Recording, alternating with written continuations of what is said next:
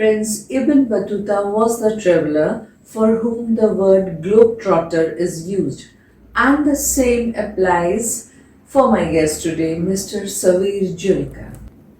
Travel trivia is what he's sharing with us today. With a career spanning 30 years in the core engineering industry, Mr. Julka is currently the global head marketing of Inox India Private Limited. He is equally passionate about his work as he is about golf, bikes, cars, his family, and networking, and believes in living life to the full. Traveling to 64 plus countries, he collects not only souvenirs and memories but stories too. And believe me, he has loads of them. Let's hear straight from the horse's mouth. So I have with me our very own Ibn Battuta, Mr. Savir Julka. Welcome to Time Out with Jolly Sir. Namaskar, thank you. There's a saying that the world is a book and those who do not travel read only one page or read only a page of it. And I have heard that you have this intense urge to travel. What is it about travel that intrigues you or that excites you? Many things, Sir Jolly. First of all, I studied engineering and would have been expected to be a designer or a factory person or a quality person. But I found a way to be an engineer plus a marketing person plus a traveler, and a nice combination followed. What intrigues me is that every hour, every day, every place, every country is a new experience, a new learning, and a new memory. And if you can de-link it from work and make it a part of your personality or your attitude, nothing like it. 100% agree. Okay, so for someone who has traveled to more than 64 plus countries, I'm sure you have a lot of experiences or amusing stories to share with my viewers, which in fact could have landed you in soup. So that was two questions in one. You mentioned Ibn Battuta, and his famous quote is, "At first you are speechless, and then you become a storyteller." So when your interviews become 2 hours long, I'll have lots of story to tell. For now, I'll keep it very crisp to two very precise incidents that changed a lot of the way I think of travel. It was my second trip in my life. I was to go to UAE, Saudi, and Bahrain, and somehow planning route became Dubai, Saudi, and Bahrain. In retrospect, should have been the other way around. I met a few of my classmates there. We had a good night, long night. And Noor asked me where I was going next day, and I said, "ये तुम्हारा beer, wine बचा हुआ है, आप ले जाओ साथ में जहाँ भी जा रहे हो." मैं, okay. So I packed the wine and the beer on my check-in baggage, and along with our MD, we were landing in Jeddah. And in front of us, there were some doctors who were being physically frisked. At that time, there was no X-ray. I'm talking about 98. No X-ray machines, physically frisking the luggage bags, and we could see the pickle bulb jars being opened to check for necrotics or the anatomy books being searched for nudity and stuff like that, and the Rama and Arjun photos being checked. And we were wondering what's life here, not knowing what's going to follow. So as my turn came, as luck would have it, or as Allah would define me, my bag opened and the custom guy with the long beard said, "Oh, I said, and I'm wondering, is he crazy or I'm crazy?" And then reality struck me. He said, "What is this? This is wine, this is beer." We're talking about 100 kilometers from Mecca, Medina, and I'm talking about wine and beer there. The rest is history. We went from pillar to post, from silk abayas and satin abayas to various levels of hierarchies. All night long paperwork. I'm sure I would have gone to 6 months of jail and probably come out pregnant. So, but Allah was good to me there, and we learned our lesson. We were pardoned, and after a lot of apologies, I wrote in Arabic or signed in Arabic. We were let go. Lesson well learned then. Very well. Very well. From that day onwards, I cherish every drink I have. The Good. second experience I had was my stupid travel agent gave us a European visa, got us a European visa, and it stamped and said valid for 180 days and number of days of stay 5.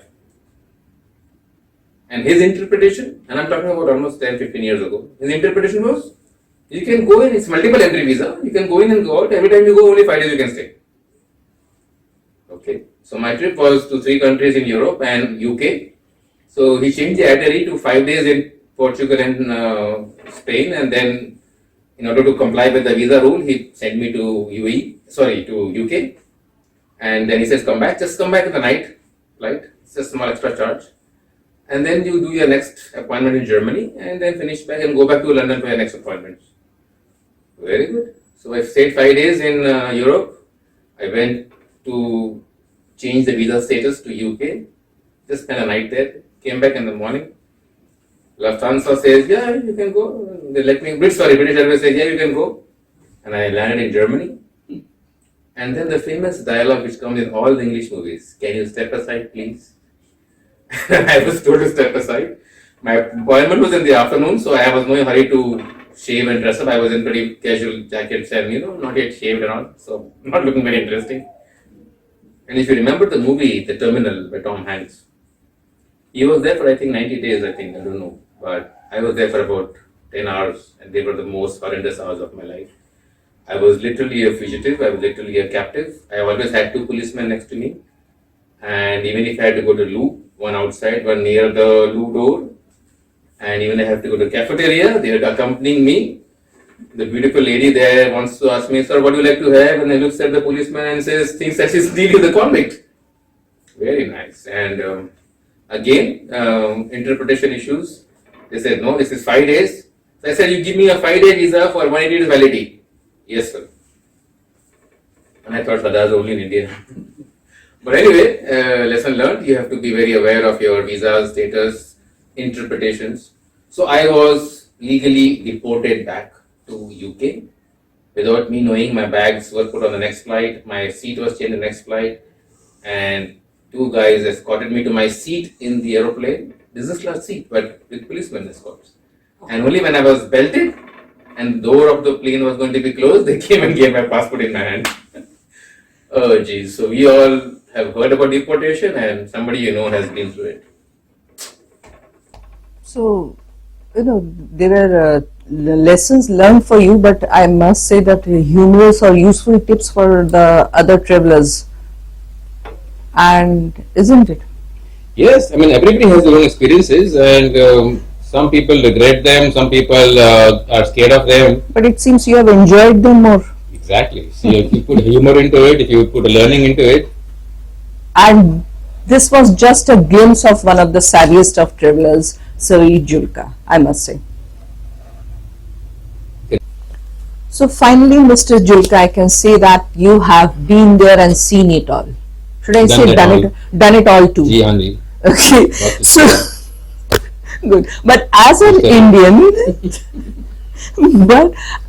Indian, what message of social importance would you like to convey to my viewers from this platform? It's not specific about Indians, but in general, my experience is that the general tendency to be casual about safety is a very wrong compromise. Whether it's seat belts, whether it's driving, because I've been driving in Europe and US as well, whether it's adherence to the law, whether it's respect of the authorities, this is something that we all need to be very much aware and respectful of, regardless from which country we are, which place we are. Other than this, I realized that in the global arena, and it reminds me of a book I heard about, The Argumentative Indian.